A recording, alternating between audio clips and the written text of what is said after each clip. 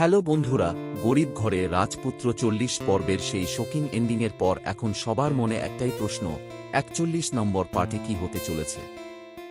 বন্ধুরা, 41 নম্বর পার্টে গল্পে জাস্ট আগুন জ্বলতে চলেছে।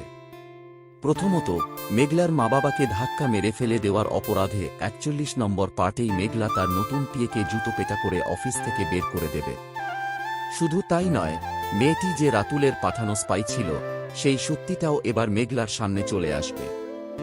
দ্বিতীয়ত, অনিক যেভাবে তার নিজের সন্তানকে না চিনেও বুকে জড়িয়ে ধরে আপন মনে করেছিল, 41 নম্বর পর্বে অনিক ও তার সন্তানের বন্ধন আরও মজবুত হবে।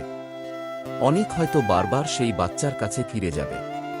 অন্যদিকে অপরাধবোধে ছটফট করতে থাকা বৃষ্টি এবার চরম কোনো সিদ্ধান্ত নিতে চলেছে।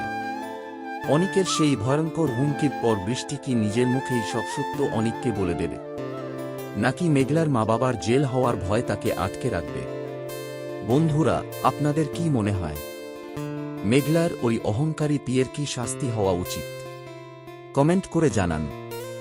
আর 41 নম্বর পার্ট রিলিজ হওয়া মাত্রই সবার আগে ধামাকা রিভিউ পেতে আমাদের চ্যানেলটি এখনই সাবস্ক্রাইব করে রাখুন।